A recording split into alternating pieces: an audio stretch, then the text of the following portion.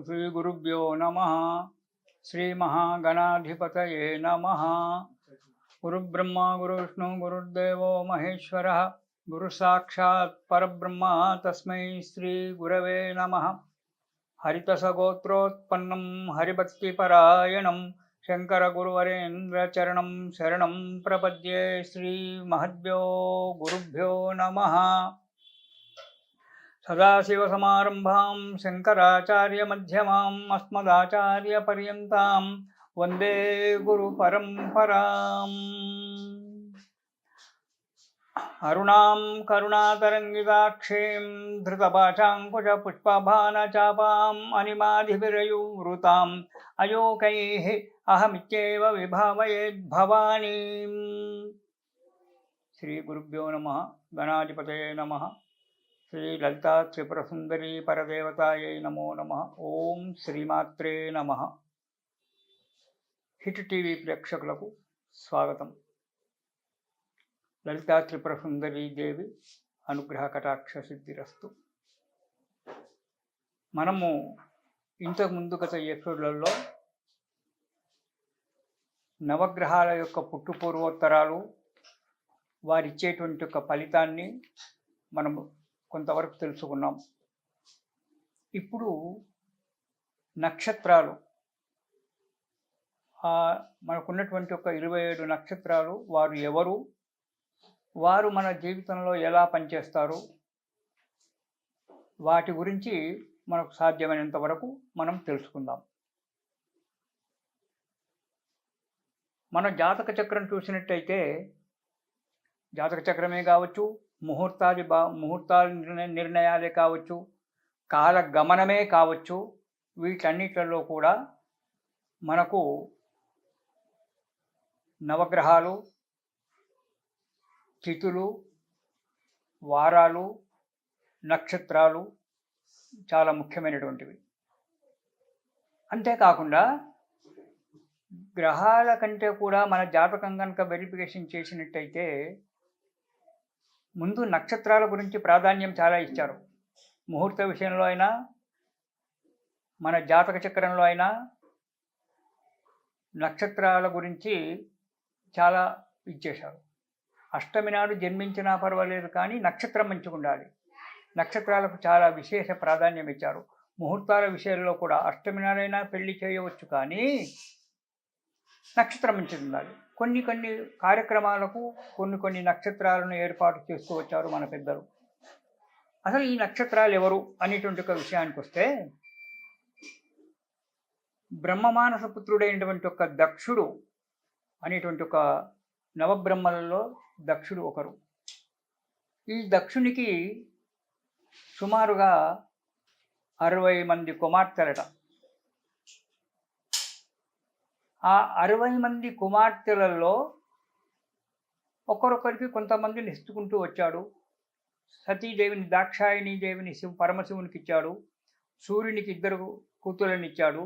యమధర్మరాజుకి 2 కూతుళ్ళని ఇచ్చాడు. అగ్నిదేవునికి 2 కూతుళ్ళని ఇచ్చాడు. ఇలా అందరికీ వివాహాలు చేస్తూ మన చంద్రుడు, చంద్రగ్రహం అని చెప్పుకున్నాం కదా, మన నవగ్రహాలలో 2వ గ్రహమైనటువంటి ఒక చంద్రగ్రహం అని చెప్పుకున్నాం కదా, ఆ చంద్రునికి 25 మందిని కన్యలనిచ్చి వివాహం చేశాడు. చంద్రుడు నవగ్రహాల్లో మనకు 2వ వాడు, చల్లని వాడు.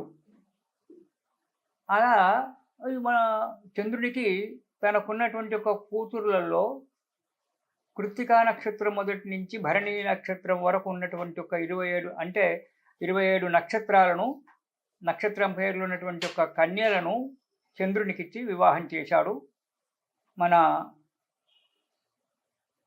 దక్షుడు. కృత్తికా నక్షత్రం ఎందుకు చెప్పారు అంటే గురువుగారు అంటే, మనకు సనాతన కాలం నుంచి కృత్తికా నక్షత్రమే ఆద్యంతంగా ఉంది, ఆదిగా ఉంది, భరణి నక్షత్రం అంత్యంగా ఉంది. ఆ తర్వాత అశ్విని నక్షత్రానికి వచ్చాం మనం. ఇప్పుడు నక్షత్రేష్టి కనుక చూసినట్టయితే అగ్నిన్నపాతు కృత్తికా అని చెప్పి మొట్టమొదటి శ్లోకం ఆ కృత్తికా నక్షత్రమే చెప్పారు. దశలు అంతర్దశలు తీసుకున్నట్టయితే కృత్తికా నక్షత్రం నుంచే గణన చేయడం ప్రారంభించారు. ఇలా కృత్తికా నక్షత్రం మొదటి నక్షత్రం అని చెప్పి మన భావన. ఇలా మనకన్నీ కూడా చెప్పాడు. ఆ తర్వాత అశ్విన్యాది రేవతి నక్షత్రం వరకు ఉండబడేటువంటి ఒక 27 నక్షత్రాలను మనకు చెప్పాడు. ఈ 27 నక్షత్రాలలో కొన్ని ఉగ్ర నక్షత్రాలు, క్షిప్ర నక్షత్రాలు అని చెప్పుకుంటూ కొన్ని నక్షత్రాలు కొన్ని కార్యక్రమాలకు పనికొస్తాయి. కొన్ని నక్షత్రాలు కొన్ని కార్యక్రమాలకు పనికిరావు. కొన్ని నక్షత్రాలలో జననమైతే ఇలాంటి దోషాలుంటాయి అని చెప్పి ఇలా అన్నీ చెప్పుకుంటూ మన ఋషులు మనకు ఒక మార్గాన్ని ఇచ్చారు. అలా ఇచ్చినటువంటి ఆ చంద్రునికి ఇచ్చినటువంటి ఒక 27 నక్షత్రాలు మనకు ప్రతిరోజు ఒక నక్షత్రం ఉంటుంది. కొన్ని ఎక్కువ తక్కువగా 24 గంటలు కొన్ని ఉంటాయి, కొన్ని 26 గంటలు ఉంటాయి, కొన్ని 23 గంటలు, 22 గంటలు ఇలా వాళ్ళ యొక్క సిద్ధాంతాన్ని బట్టి, సిద్ధాంతరీకరణాన్ని బట్టి ఆ నక్షత్రం యొక్క కాలగమనాన్ని ఏర్పాటు చేశారు ఋషులు. వాటిల్లో కొన్ని మళ్ళీ త్యాజ్య భావాలని అంటే వర్జ్యము అని చెప్పి అనుకుంటాం మనం. ఆ వంటి వర్జ్యము అంటే విడిచిపెట్టదగినటువంటి ఒక సమయాన్ని కొంత కూడా నిర్ణయించారు. ఈ నక్షత్రాలకు ఎక్కువగా ప్రాధాన్యం ఇచ్చారు. ఈ నక్షత్రాలు నవగ్రహాలు మన శరీరం మీద ఎలా పనిచేస్తున్నాయో చూసాం. మరి ఈ నక్షత్రాలు కూడా మనకు ఎలా పనిచేస్తాయో అనే ఒక విషయంతో కూడా తెలుసుకుందాం. ఇక చంద్రునికి 16 కళలని చెప్పారు, షోడశ కళలని చెప్పారు, 16 కళలు ఉంటాయని చెప్పారు. ఆ చంద్రుడు రోహిణి అనేటువంటి ఒక కాంతను ఎక్కువగా ప్రేమించడం వల్ల, ఇవన్నీ కూడా మనం ముందు చెప్పుకున్నాం. రోహిణీ కాంతను ఎక్కువను ప్రేమించడం వల్ల, తక్కిన వారిని విస్మరించడం వల్ల దక్షుడు శపించడము, ఆ తర్వాత ఆ చంద్రుడు సోమనాథ్లో సౌరాష్ట్ర దేశంలో తపస్సు చేసుకోవడము, ఈ 16 కళలలో ఒక్క కళ పోయి 15 కళలు మాత్రమే చంద్రుడికి మిగిలినాయి. ఆ ఒక్క కళ ఆ లలితా త్రిపుర సుందరీ దేవి దగ్గర ఉండిపోయిందని చెప్పి ఋషుల యొక్క వాక్కు.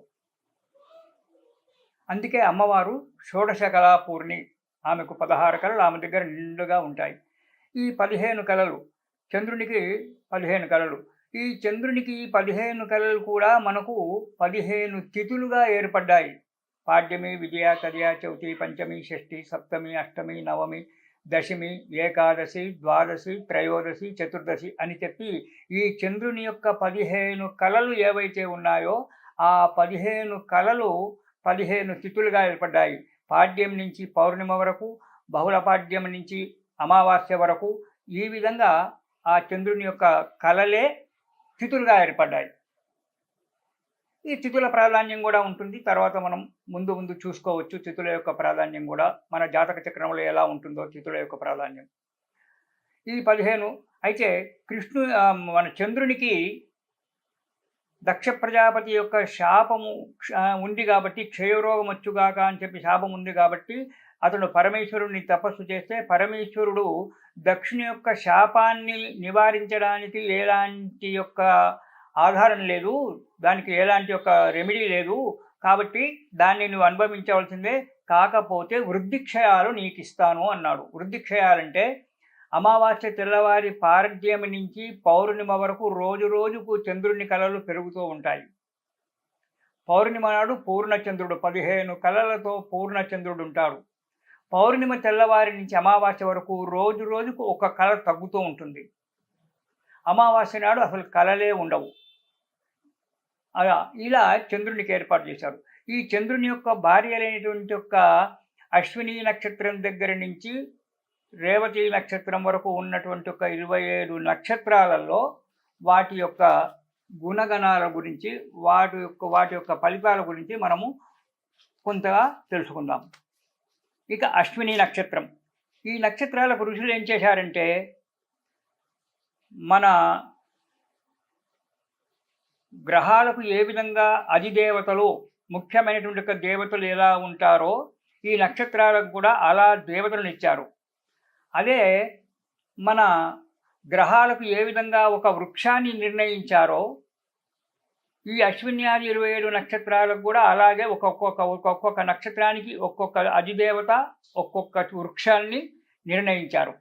ఈ వృక్షాలు ఎందుకయ్యా అంటే, ఆయా నక్షత్రంలో పుట్టినటువంటి ఒక వ్యక్తులకు ఏదైనా దోషం ఉన్నట్టయితే ఆయా వృక్షాలకు ప్రదక్షిణాలు చేయడం కానీ, ఆయా వృక్షాల యొక్క సమిధలతో నక్షత్ర హోమం చేయడం కానీ కనుక చేసినట్టయితే వారి యొక్క బాధలు తగ్గుతాయి అని చెప్పి ఒక్కొక్క నక్షత్రానికి ఒక్కొక్క అధిదేవత ఒక్కొక్క వృక్షాన్ని మనకు పెద్దలు నిరూపించారు. ఇక ప్రస్తుతానికి వచ్చినట్టయితే మనకున్నటువంటి ఒక 27 నక్షత్రాలలో అశ్విని నక్షత్రం మొదటిది.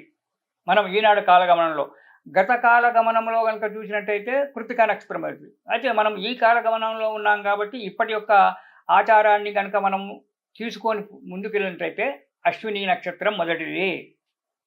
ఈ నక్షత్రాల యొక్క ఏనాడైతే పున్నమ నాడు ఏ నక్షత్రం ఉంటుందో ఆ నక్షత్రం యొక్క పేరు మీదనే ఆ నెల ఏర్పడుతుంది, మనకు తెలుగు నెల.